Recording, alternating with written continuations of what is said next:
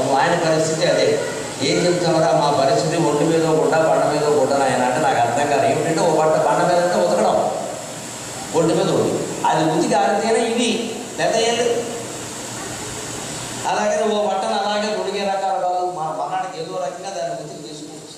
ఒంటి మీద గుడ్డ బండ మీద గుడ్డ అలా చదువుకున్నాం. ఎంత కష్టపడ్డారా ఆ ఇంటి సంసారానికి ఆ ఉన్న కట్టిన బట్టు కూడా చిందు. ఆవిడ బయటికి రాలేక సిగ్గుపడుతుంటే అమ్మా ఏడో ఇల్లమ్మా ఇవాళ నువ్వు పెట్టకపోతే నాకు ఉపవాసమే అన్నాడు. 7 ఏళ్ళ అబ్బాయి అంటే గుండె కరిగిపోదా. అప్పుడు పాపం అలాగే ఆవిడ బయటకు వచ్చి ఏం లేవు నాయన ఏం చేయమంటాడు, ఏదైనా ఉందేమో చూడమ్మా, మా అమ్మలా ఉన్నావు. పాపం అలాగే మా అమ్మలా ఉన్నావు, ఏదైనా పోనీ అన్నం లేకపోయినా ఏదైనా కాయో కసరో ఏదున్నా పర్వాలేదమ్మా, కాస్త నారికి రాసుకుని వెళ్ళిపోతాను అది. చిన్నపిల్లాడు దీనంగా అడుగుతుంది. ఆవిడ వెతికి ఎక్కడో కొండలో దాచుకుండా మేము ఉంటే నాకు ఉసురు వేరే పట్టుకొచ్చింది. అవి కూడా కాస్త నిలవండ వాళ్ళు కొంచెం పూజ పెట్టినట్టుగా ఉంటే అవి వాస్త కడిగేసి ఆ చిరిగిపోయిన బొమ్మతో కాస్త తుడి చేసి ఏమీ లేవు నాయన ఈ ఉసిరికాయలు ఉన్నాయని తీసి ఆ ఉసిరికాయనే తిన్నాడు. కాస్త మంచినీళ్ళు ఇచ్చి తాగాడు. ఉసిరికాయలు తిన్నాక నీళ్ళు తాగితే తీగా ఉన్నాయి. దాని నుంచి వచ్చింది వెర్రికోలడు అంటారే, మనకు సామెతం తెలుగులో జాతి వెర్రికోలడు ఎందుకు వచ్చింది గొడవాడు ఉన్నాడు. ఆయన బ్రాహ్మడికి పాలు పోసేవాడు, రోజు ఏరు దాటి ఇచ్చేవాడు ప్రత్యేకంగా దానికోసం. ఓ రోజు ఈ పాలచెంపు ఇచ్చాడు. ఆ పాలచెంపు లోపలికి పట్టుకెళ్ళాడు. ఆ లోపల ఏదో అక్కడ వస్తువులు తేవాలి కదా, ఇప్పుడు ప్యాకెట్లు కాదుగా, అందుకని అక్కడ తీసుకెళ్ళి లోపలికి తీసుకెళ్ళి ఈ వచ్చే రోగాను అక్కడ ఉసిరి చెట్టు ఇప్పుడు అక్కడ మంచం దగ్గర నిలబడి ఉన్నాడేమో 4 ఉసిరికాయలు తాగితే ఉసిరికాయలు కదా. తర్వాత ఏదో దాకమే ఈ రోజు నేను దాకం అడిగాడు. ఆయన గొడవని చెబుతో నీళ్ళు ఇస్తే తీగా ఉన్నాయి. మీకు అర్థం కాదా ఎందుకు తీగా ఉన్నాయి? మీ చెట్టు ఉసిరికాయలు చాలా తీగా ఉన్నాయి. మీ ఇంట్లో నీళ్ళు కూడా తీగా ఉన్నాయి. ఉసిరికాయ తీగా మీ ఇంట్లో నీళ్ళు కూడా తీగా ఉన్నాయి. మా పాలు కూడా దీని ముందు పనికిరావాలి అంతే. మనం వాడు పడుకున్నాడు కాబట్టి మరి అదే మరి ఏమనుకుంటున్నాను, ఈ పాల కంటే మా నీళ్ళు తీగా ఉంటాయి నాయన. ఏదో మేము అలా పాలు తాగుతున్నాం కానీ నిజానికి నీళ్ళు ఇవ్వాలంటే అయిపోయి మరి ఎవరి రోజు నేను వచ్చినప్పుడల్లా ఓ చెంబుడు నీళ్ళు ఇవ్వండి, ఇలాగే మీకు చెంబుడు పాలు ఫ్రీ అని ఇంత అమ్మాయి కూడా ఉంటాడు. ఆయన గ్రహించుకున్నాడు. అందుకని మీరు రాగానే ముందు ఉసిరికాయ చేతిలో పెట్టారు. తర్వాత మామూలు నీళ్ళు ఇస్తే నాటకం అయిపోతుంది. రాగానే ముందు ఉసిరికాయ చేతిలో పెట్టేవాడు. ఆ 4 తినేవాడు. అప్పుడు నీళ్ళు ఇచ్చాడు. ఇలా 1 వారం రోజులు జరిగాక ఈయన ఏదో దాటుతూ వెళ్ళిపోతూ గాడికి చెప్పుకుని వెళ్ళిపోగా పాలనే ఫ్రీ బాగుంది అబ్బాయి తెలియజేట. అప్పుడు ఏడు దాటుతూ ఆ పడవ మీద కూర్చుంటే చెప్పేట పలానా ఉన్నారు బ్రాహ్మణ వారి ఇంట్లో నీళ్ళు ఎంత తీగా ఉంటుంది. నీళ్ళు తీగా ఉండేవాడు బాబు ఇది మామూలుగా ఉంటాయి కానీ మరి ఏది మీకు తెలియదు చూడండి అంటే అందులో ఒకటి గ్రహించాడు. వెర్రేళ్ళలో కూడా వాడి ఇంటి ముందు ఉసిరి చెట్టు ఉందా, నీకు ఉసిరికాయలు పెట్టకుండా ఎప్పుడైనా నీళ్ళు ఇచ్చారని. లేదండి మరి అది ఏంటో కానీ ఉసిరికాయలు పెట్టాక నీళ్ళు ఇచ్చారు. మరి అది విషయం అబ్బాయి కంగారు పడకో. ఈసారి అయితే ముందు ఉసిరికాయలు కలపకుండా నీళ్ళు తాగు ఎలా ఉంటుందో తెలుస్తున్నాను. అప్పుడు తెలిసింది వాడికి. అప్పటి నుంచి మళ్ళీ గొడవ పెట్టుకున్నాను కానీ వెర్రిపోలాడు అన్నారు. కార్యకారణ సంబంధాలు తెలుసుకోకుండా నమ్మేస్తే ఆ నాయకత్వం అలాగే. అందుకే నేను ఉసిరికాయలు తినాడేమో నీళ్ళు ఇచ్చింది తాగాడేమో నోరు తీయనైంది, మనస్సు కడుపు చల్లనైంది, మనస్సు చల్లబడదు. అందుకని అప్పుడు అనిపించింది ఒక్కసారి ఆయనకి లక్ష్మీదేవి మీద కోపం వచ్చింది. ఎందుకమ్మా అడ్డమైన వాళ్ళని ఆశ్రయిస్తావు, రూపాయి చేతిలోంచి తీయడానికి చచ్చిపోతూ ఉంటాడు, వాడిని ఆశ్రయిస్తావు. కోటీశ్వరులు ఉన్నారమ్మా లోకంలో చాలా మంది. 2వ పూట అన్నం తినడం, 2వ పూట చపాతీ కర్మ. అన్నం తినే యోగం లేదు. అది కూడా ఒకటే, 2వ చపాతీ తినడం బరువు పెరిగిపోతుంది. అందులో చట్నీ వేసుకోడు బీపీ, అందులో పంచదార వేసుకోడు షుగర్. దేనికి మీద 100 కోట్ల పనిలే. పంచదార తినడానికి లేదు, పచ్చడి వేసుకుందుకు లేదు, 2వ చపాతీ తినడానికి లేదు. వేయమన్నా వాడు ఆవిడ వేయదు. కాలేని బాగుంటుంది తర్వాత ఎవరో అవుతుంది ఏమిటవుతుంది.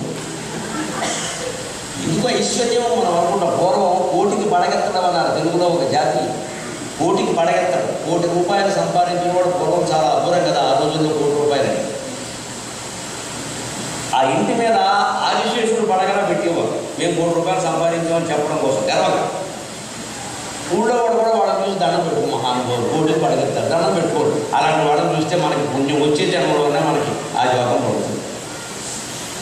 అది ఏదైనా ఊళ్ళో కార్యక్రమాలు ఉంటే చందాకి వాడి ఇంటికి వచ్చేవారు, అడిగేవారు. ప్రతి ఇబ్బంది వాడు కూడా అలాగే దానం ఎవరు వచ్చినా మా ఇంటికి రావాలని ప్రత్యక్షం. ఐశ్వర్యంతో కూడా ఔదార్యం ఉండాలి కదా ఉంది వాడు. అందుకే ఎవరు వచ్చినా రాకపోతే మా ఇంటికి తీసుకురావుతా, మేము ఉన్నది ఇక్కడ కోటి పడగా ఎందుకు పెట్టుకున్నాం 10 మందికి అన్నం పెట్టాలి కాబట్టి అని 10 మందికి పెట్టేవారు.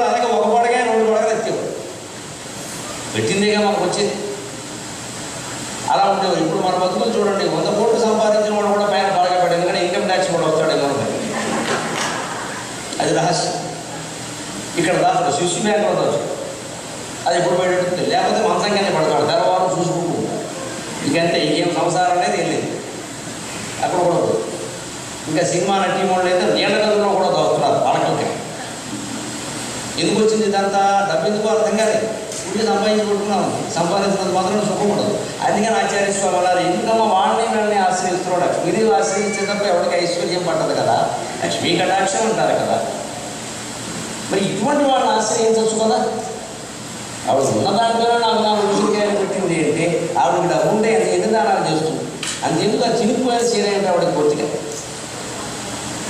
అంచేతను ఖచ్చితంగా నువ్వు ఎందుకు ఇది రాసి పెట్టావో నాకు తెలియదు తల్లి, ఈవేళ నా వాక్కు ప్రకారం నువ్వు ఇక్కడ బంగారు వర్షాన్ని కురిపించాల్సింది అని అమ్మవారిని నిర్బంధించి స్తోత్రం అందుకున్నాడు. అంటే ఒక మహాకవి అయిన వాడు, మహత్తరమైన చిత్తశుద్ధి కలిగిన వాడు ఒక మాట మాట్లాడితే దానికి దేవతలు లొంగుతారండి. తస్య శ్యామనాదండగంలో చెప్తారే, తస్య వాగ్దేవత కింకరీ తస్య జాజ్ఞాక్షరీ శ్రీ స్వయం తస్య కేళీవనం నందనం తస్య భద్రాసనం భూతలం తస్య వాగ్దేవత కింకరీ తస్య కేళీవనం నందనం తస్య భద్రాసనం భూతలం తస్య వాగ్దేవత కింకరీ తస్య జాజ్ఞాక్షరీ శ్రీ స్వయం. ఎవరు అమ్మవారిని నిరంతరం ఆరాధన చేస్తూ ఉంటారో వాడు కూర్చున్న చూడదు నందనవనంతో సమానం. వాడు ఉండేటువంటి ఇల్లు అది స్వర్గలోకంతో సమానమవుతుంది. అన్ని భోగాలు అమ్మవారు కనిపిస్తుంది. సోమి లక్ష్మీ సహస్రై పరిక్రీడతే. 1000 మంది లక్ష్మీదేవుల రూపంలో వాడికి సేవ చేస్తూ ఉంటారు. అమ్మవారి యొక్క ఆరాధనను. తస్య భద్రాసనం భూతలం భూమండలం మీద ఎక్కడ ఉన్నా సరే ఆయనకి భద్రమైనటువంటి ఆసనమే ఉంటుంది. ఆయన యోగక్షేమాలని అమ్మవారు చూసుకుంటారు. నిరంతర స్మరణకారి. తస్య వాగ్దేవత కింకరి. వాడి నోట ప్రవాహాలు పద్యాలు గద్యాలు అలా వస్తూనే ఉంటాయి. అంత జ్ఞాపక శక్తి అవన్నీ ఎక్కడి నుంచి తిరిగి వస్తుందండి అమ్మవారి యొక్క ఆవిడ అనుగ్రహం. సరస్వతీదేవి వాడికి సేవకురాలా అనిపిస్తుంది మనకు చూస్తుంది. అంతేకాదు తస్య ఆజ్ఞాక్షరి శ్రీ స్వయం. వారు ఎవరింటికి వెళ్ళమంటే అక్కడికి లక్ష్మీదేవి కొడుతుంది స్వయం. ఈయన వాక్వం సనాథావృతిర్భావ్యసి అంటాడు కాళిదాసు శ్యామలాథుడు. ఈ నాథులతో సహా నిన్ను పార్వతీ పరమేశ్వరుని లక్ష్మీనారాయణుని దంపతీయుక్తంగా ఎవరు ఆరాధన చేస్తున్నారో వాడికి ఇన్ని భోగాలు పడతాయమ్మా. అందుకని ఆయన ఒక్కసారిగా అందుకుని లక్ష్మీదేవిని స్తోత్రం చేశాడు. అదే కనకధారాస్తవం.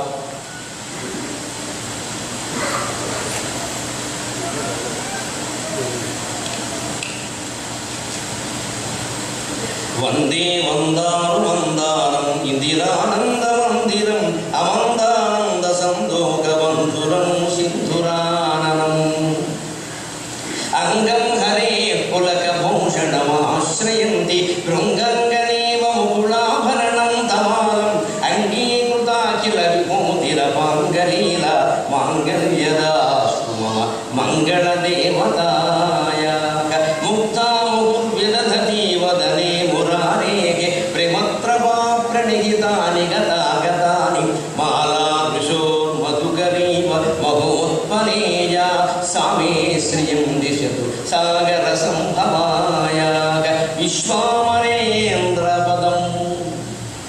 ఇలాగ అద్భుతంగా ఒక 25 శ్లోకాలు చెప్తాయి. అన్ని రకాల వైభవాలు నీతోనే వస్తాయి. దయానుపవనో ద్రవిణంబుధారాం అస్మిన్ అకించన విగంగ శిశౌ విషణ్ణే దుష్కర్మ కర్మమపనీయ చిరాయ దూరం నారాయణ ప్రణయిని నయనాంబువాగక. 2 చేతులు చాపి ఇలా స్వామి అనేసరికి అమ్మవారు ప్రత్యక్షమై అక్కడ కనకధార కురిపించింది కదా. విశ్వామరేంద్ర పద విభ్రమదాన దక్షం ఆనందకేతురధికం మురవిద్విషోపి ఈశం నిషీదతు వైక్షణ వీక్షణార్థం ఇందీవనోదర సహోదర విందిరాయాగ ఆమీలితాక్షమధిగమ్య ముదా ముకుందం ఆనందకందమనిమేషమనంగతంత్రం ఆకేకరస్థిత కనీనిక పక్ష్మనేత్రం బుద్ధ్యైవ వేన్మమ భుజంగ శయాంగనాయాగ ధరాధరే స్ఫురతియ తటిరంగనేవ మాతు సమస్త జగతాం మహనీయమూర్తి భద్రాణి మే దిశతు భార్గవనందనాయ వాగ్వంతరే మురజిత శ్రితకముస్తుభేయ హరామణీ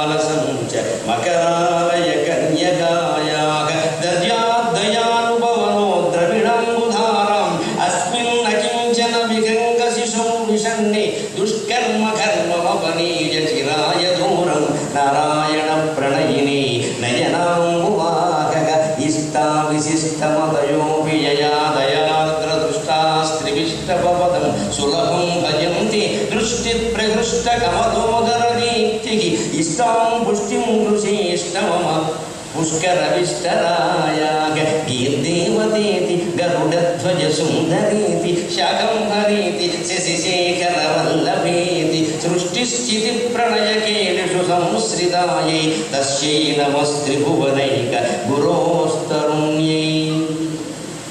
ఇలాగా అత్యద్భుతంగా సాగిపోయేటువంటి స్తోత్రంలో మనం ఇవాళ ఇక్కడ అర్థం తెలుసుకుంటూ కూర్చున్నాం. స్తోత్రం చాలా మంది కూర్చొని పారాయణ చేస్తారు, కానీ అర్థం తెలియడం లేదని బాధ. అందులో ఉండేటువంటి లోతైన అర్థాలు భావాలు తెలుసుకుంటే ఆ భావనతో స్తోత్రం చేయగలం. ఎప్పుడు స్తోత్రాలు కేవలం పారాయణ చేయడం వల్లే ఏదో ప్రయోజనం ఉంటుందని ఆశించవద్దు. తెలిసిన వ్యక్తిగా చెబుతున్నాను, చేసిన కొద్దీ అనుకున్న కోరికలు జరగకపోతే ఉన్న నమ్మకం పోతుంది. దాన్ని ఏదో ఒక మొద్దుబారిపోయిన మనస్సుతోటి పారాయణలు చేయకూడదు. అది హృదయపూర్వకంగా జరగాలి అంటే మాట్లాడే మాటకు అర్థం తెలియాలి, కనీసం తాత్పర్యం తెలియాలి, పెద్ద పదార్థాలు పాండిత్యాలు అవసరం. అది తెలిస్తే ఆ మనోహరమైన భావనతోనే చేయగలం. అప్పుడు తాత్పర్యాలు చదివినా చాలు, స్తోత్రమే చదవాలని ఏం లేదు. మన మనస్సు ఎలా భావన చేసింది అనేదే ముఖ్యం. అమ్మవారికి పన్నీరు ముఖ్యం కాదమ్మా, మన కన్నీరు ముఖ్యం. నేను బాధపడుతున్నాను తల్లి, నిజంగా నేను అప్పుల్లో ఉన్నానమ్మా, నన్ను బయటపడేస్తే నా బ్రతుకు బాగు చేసుకుని లోకానికి కూడా చేయగలిగింది చేస్తాను అంటే 24 గంటల్లో మిమ్మల్ని కటాక్షిస్తుంది. నేను అనుభవించి చెబుతున్నాను, అందులో మొహమాట లేదు. అంత గొప్పది భగవత్ కటాక్షం. కాబట్టి చిత్తశుద్ధి ఉండాలి.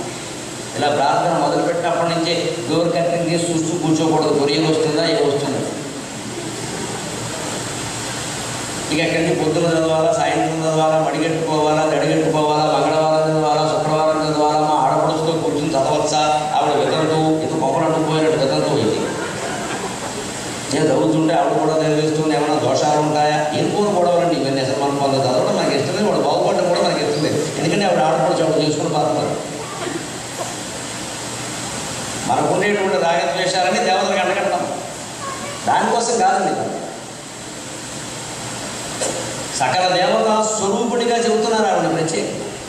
శృత్యై నమోస్తు శుభకర్మ భగప్రసూత్యై రత్యై నమోస్తు రమణీయ గుణార్ణవాయై శక్త్యై నమోస్తు శతపత్ర నికేతనాయై పుష్ట్యై నమోస్తు పురుషోత్తమ వల్లభాయై.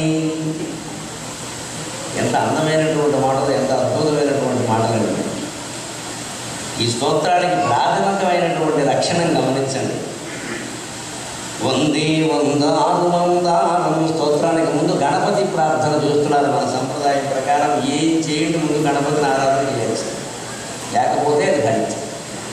వందే వందారు మందారం ఇందిరానంద మందిరం అమందానంద సందోగ బంధురం సింధురాననం.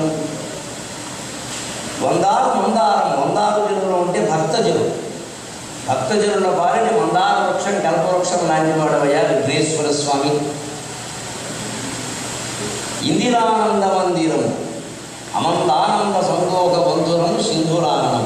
శంకరాచార్య కవిత్వంలో ప్రత్యేకత ఏమిటంటే అర్థానికి ఎంత ప్రాధాన్యం ఉంటుందో శబ్దానికి ఎంత ప్రాధాన్యం. కాళిదాసు శంకరాచార్య ఇద్దరు అటువంటి శబ్దార్థాలు రెండు సమానంగా, రెండు జోడు గుర్రాలా పరిగెడుతూ ఉంటాయి. అందుకే వారి కావ్యాలు మిగిలిన ఎక్కువ ఎంతమంది పోటీ పడి రాసిన కార్యకర్మల్లో కలిసి అప్పుడు శంకరాచార్య స్వామి ఇటు కాళిదాసు మిగిలి వారిద్దరి మధ్య కూడా ఒక పోరు ఉంటుంది. కాళిదాసు కవిగా ప్రసిద్ధి, శంకరాచార్య తత్వవేత్తగా ప్రసిద్ధి. కానీ శంకరాచార్య ఎంత తత్వవేత్తో అంత కవి, కాళిదాసు ఎంత కవివో అంత తత్వవేత్త.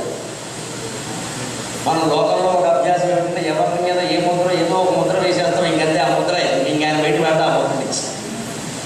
ఒకరు ఎవరైనా పొరపాటు సినిమాల్లో కాస్త విలన వేషం వేసారు, జీవితాంతం వాడు విలన వేషం వేయాలి, వాడు హీరో అవ్వడానికి వీలు. పైగా బాగా వేసాం అది వేయమంటారు. సూర్యకాంతం అంత మంచి ఎత్తగారి ప్రపంచంలో మరొకటి లేదు, వాడు కూడా చెప్పింది ఆ విషయం. కానీ గయ్యాడు పాత్రలనే ఆవిడకి ఏది ఇచ్చారు, మంచి ఎత్తగారికి వెళ్దామని ఒప్పుకోలేదు. తెలుసు మీరు సరిగ్గా వెళ్ళేది ఇదే వేయండి. వాడు కూడా చెప్పింది ఒకసారి, ఇది గయ్యాడు పాత్ర వేసింది కదా ఎలా ఉంటుంది, మా అత్తగారు అంత మంచి అత్తగారు లక్ష్మీదేవి సరస్వతీదేవి పార్వతీదేవి కూడా కాదు, ఆవిడ గొప్పవాడు చెప్పి.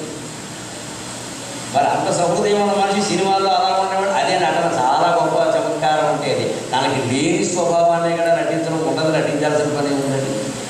చాలా సౌజన్యం, గయ్యాడు కదా నటించు.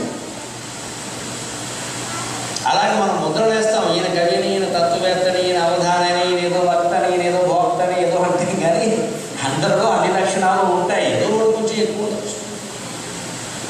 ఇందిరానంద మందిరం చాలా తెలుసుకోవలసిన మాట. గణపతిని పట్టుకుని లక్ష్మీదేవికి ఆనందం కలిగిస్తాడంటారు. గణపతిని శ్రీ మహావిష్ణువుని ఇద్దరిని ఒకే స్వరూపంగా భావించే సంప్రదాయం మనకుంది. శుక్లాంబరధరం విష్ణు శశివర్ణం చతుర్భుజం ప్రసన్నవదనం ధ్యాయే సర్వ విఘ్నోపశాంతయే.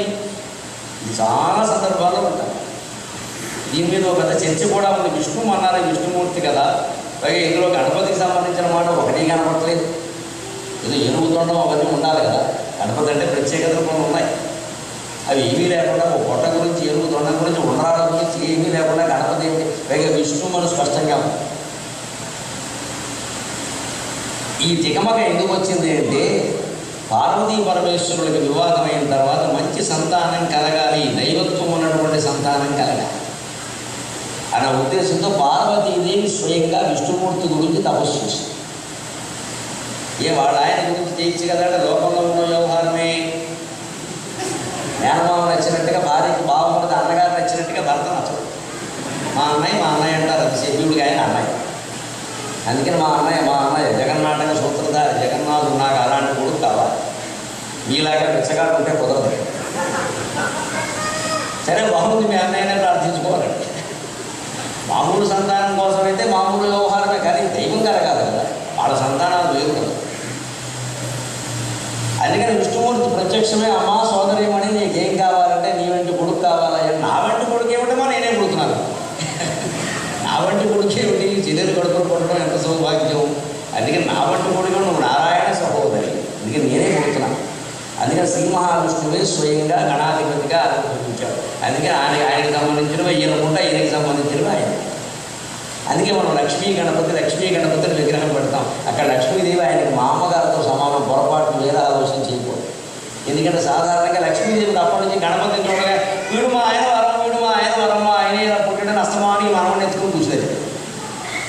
అంటే లక్ష్మీదేవి గణపతికి మా అమ్మ మనవడు సంబంధం. మా ఆయన వరం, మా ఆయన ఒక మామగారు ఉంటుంది నీళ్లలో, మనవడు పుట్టగానే మా అమ్మ తాతగా నాన్న పేరెట్టాక పెట్టేవాళ్ళు జరిపిస్తుంది. పెట్టిన తర్వాత వాడు మనవడం మా బెనిఫిట్ ఉంటుంది. వాడి ఈ చిన్నతోడు ఈ 70 ఏళ్ళు మా బెనిఫిట్, వాడిని ఏమనకండి, వాడిని ఏమన్నా అంటే ఆయన అన్నట్టే. ఇంత ప్రేమ ఉంటుంది. అదే లక్ష్మీదేవికి గణపతికి ఉండే సంబంధం. భర్త అంశతో జన్మించాడు కాబట్టి ఆ పుత్రుడు అంటే తన పుత్రుడే కదా, అంత ప్రేమ. పుత్రుడైనా మనవడైనా. అందుకే లక్ష్మీ గణపతి అంటే లక్ష్మీదేవిని గణపతిని ఓ చోట చేర్చడం ఉద్దేశం. అందుకని ఇందిరానంద మందిరం లక్ష్మీదేవికి ఆనందం కలిగించేవాడు అయ్యా నువ్వు. అమందానంద సంతోక బంధురం, అమందమైనటువంటి ఆనందాన్ని మనకి కలిగిస్తాడు. సింధురానందం ఇక్కడ తెలుస్తుంది స్పష్టంగా. గణపతి అనే విషయం ఏనుగు ముఖం కలిగింది. ప్రసన్నవదనం కూడా ప్రసన్న శబ్దానికి నిఘంటు ప్రకారం ఏనుగు అని అర్థం ఉందంటే, ప్రసన్నవదనం అంటే గజవదనమే. అందుకే గణపతికి చెప్తున్నాడు. అప్పుడు చూడండి, అక్కడి నుంచి వరుసగా 6 శ్లోకాల్లో లక్ష్మీనారాయణుల యొక్క చూపుల్ని వర్ణిస్తున్నాడు. అంగం హరే పులకభూషణమాశ్రయంతి బృంగంగనేవ ముకుళాభరణం తమాలం అంగీకృతాఖిల విభూతిరపాంగలీల మాంగళ్యదాస్తు మమ మంగళదేవతాయ. లక్ష్మీదేవి విష్ణుమూర్తికి పాదాల దగ్గర కూర్చొని ఉంటుంది. ఎందుకో ఒక్కసారి ఆలోచించాలి. కొంతమంది తెలియని వాళ్ళు విమర్శ చేశారు హిందూ ధర్మాన్ని. భార్యనంత లోపుగా చూసేవారండి, కాళ్ళ దగ్గర పెట్టారు చూడండి మీ దేవతలు, భార్యను తీసుకెళ్ళి ఆడవాళ్ళని ఎంత అవమానించారు. మరి బ్రహ్మదేవుడు నాలుక మీద పెట్టుకున్నాడు, దానికి ఏం చెప్తావు? బ్రహ్మదేవుడు కాళ్ళ దగ్గర లేదే సరస్వతి, ఆవిడ నాలుక మీద ఉందంటే అప్పుడు మాట్లాడాలంటే ఆవిడ అనుమతి కావాలి. మనలాగే చాలామంది మనం మాట్లాడాలంటే ఇంట్లో వాళ్ళు అనుమతించాలి. అంటే ఊరుకోవడం మీకు ఏం తెలియదు, లోపలికి వెళ్ళండి అంటారు. వెళ్ళమే బ్రహ్మ సంతానమే కదా, అందరం ఉండదు బ్రహ్మపోలికే మనకి. ఆయన నాలుగు ఉంటుంది సరస్వతీదేవి. ఏ సతీ తిలకము శాసించుటకు ముందు బ్రహ్మకైనను నోట పలుకు రాదు అని ఎక్కడో చెప్పాను అవధానంలో వచ్చింది. సరస్వతీదేవి గురించి మా అమ్మవారు ఎంత గొప్పదంటే ఆవిడ ఆజ్ఞాపించకపోతే బ్రహ్మదేవుడు కూడా మాట్లాడడానికి వీలేదు, నోటికి కావాలి. ఇక నాలుగు ఉంది ఆవిడ నువ్వు తెరవడానికి వీలేదంటే అంతే గప్చి ఎక్కడ దొంగలు అక్కడే. ఏ సతీ తిరగము శాసించుడకు ముందు బ్రహ్మకైన నోట పలుకురాదు, ఆ అమ్మవారిని సేవిస్తున్నాం మాకేం 3 పద్యాలు చెబుతాం. అలాగా లక్ష్మీదేవి పాదాల దగ్గర ఉందంటారు కదా, మన విమర్శలు బానిసం చేసినట్టు. మన సరస్వతి ఎక్కడ ఉందంటే నాలుగు ఉంటుంది కదా, మరి శివుడికి పార్వతి ఎక్కడ ఉందంటే సగం శరీరంలో ఉంది. మరి దానికి ఏమంటారు? అజ్ఞానం అంటారు. లక్ష్మీదేవి ధనస్వరూపమా. ధనం ఎప్పుడు మన కళ్ళ ఎదురుగా ఉండాలి, మన కంటి చూపుల్లో ధనం నడయాడుతూ ఉండాలి. మన కంటి చూపుకి తెలియకుండా, భార్యకి కానీ భర్తకి కానీ తెలియకుండా ఇంట్లోంచి 1 రూపాయి పోకూడదు. పోయిందంటే ఇద్దరు అసమర్థం. పోతే పోయిందంటే కూడా సంపాదిస్తున్నాం. ఈ మాట వచ్చిందంటే లక్ష్మీదేవి తెలవదు. పోతే పోయిందే ఉండాలి.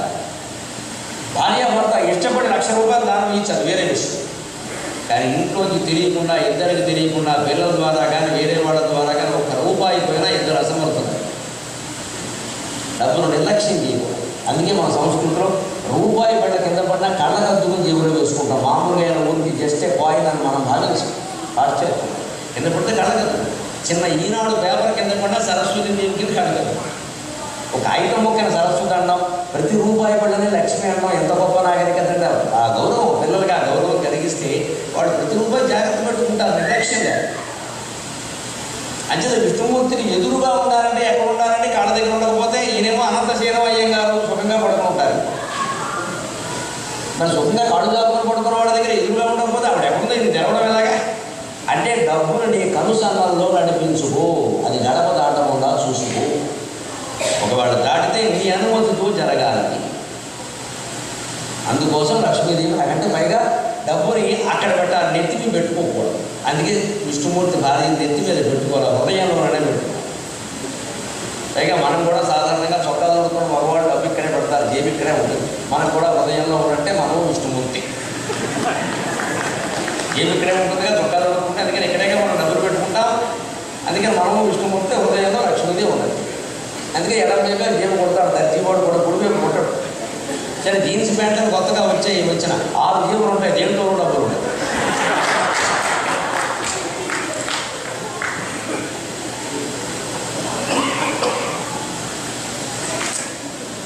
దేంట్లోనూ ఉండవు డబ్బులు. ఎందుకు జేబులు అంటే తర్వాత ఉద్యోగం లేకపోతే అడుగుతుంది అన్నారు. అంతకంటే డబ్బులు లేదంటే జేబులు ఎందుకంటే పనిలే. జేబు ఉంది అంటే దానికి ఒక వాళ్ళకి మన పూర్వకాలం సినిమాల్లో మీరు గమనించండి. పాత సినిమాల్లో సినిమా నడుస్తూ ఉంటే మధ్యలో ఎక్కడైనా గోడకి తుపాకీ కనపడింది అనుకోండి, ఖచ్చితంగా సినిమా అయ్యేలోగా అది లేకపోతే తుపాకీ ఉండదు. అప్పుడు దర్శకులు అలా ఉండేవారు, కేవీ రెడ్డి గారు, పుల్లయ్య గారు. వాళ్ళు అవుతుంది ఎందుకు పెట్టే ఉద్యోగ వస్తువులు పెడతాయి పెట్టి ఏమన్నా అలంకారం. అక్కడ గోడకి తుపాకీ వేలాడుతుంది అంటే ఖచ్చితంగా సినిమా అయ్యేలోగా అది వేలాలి, లేదా ఎందుకు అక్కడ. ఇప్పుడు అలా కాదు, హీరోయిన్లు ఇద్దరు పాడుకుంటారు. ఇక్కడ 26 డబ్బాలు, అక్కడ ఒక 36 పువ్వులు ఎదుగుకుంటాయి. గొడుగులు కొట్టాలు ఇవన్నీ అవసరం. ఇద్దరు ప్రేమించుకోవడానికి ఇన్ని అవసరం. ఔచిత్యం అంటారు. అందువల్ల మన దేవతా చిత్రాల విషయంలో అపార్థం చేసుకోకూడదన్న ఆ తత్వాన్ని తెలుసుకో. అక్కడి నుంచి ఆవిడ చూస్తుంది, అంగం హరే పులకభూషణమాశ్రయంతి. డబ్బు ఎలా నిలబడుతుందో గమనించడం. స్తోత్రం చదివినంతలో లక్ష్మీదేవి వచ్చేసి కురిపించేస్తుంది అనుకోకండి. అది శంకరాచార్యకి జరిగింది, మనకి జరగాలి. మనం గొప్పవాళ్ళం కాదుగా, మనం 7 ఏళ్లలో భిక్షాటం చేసుకునే వాళ్ళం కాదు. 7 ఇళ్ళు కూర కొట్టేసి మనం బాగుపడేరట. అందుకని మనకెందుకు కురిపిస్తుంది ఆవిడ. ఆయన 7వ ఇల్లు అంటే 7వ ఇల్లుతో ఆపేస్తాడు. ఎందుకంటే వేరే అవకాశం మనం అలా కాదు. 7 ఇళ్ళు కూలిపోయినా మంచిది, మనం బాగుపడాలి.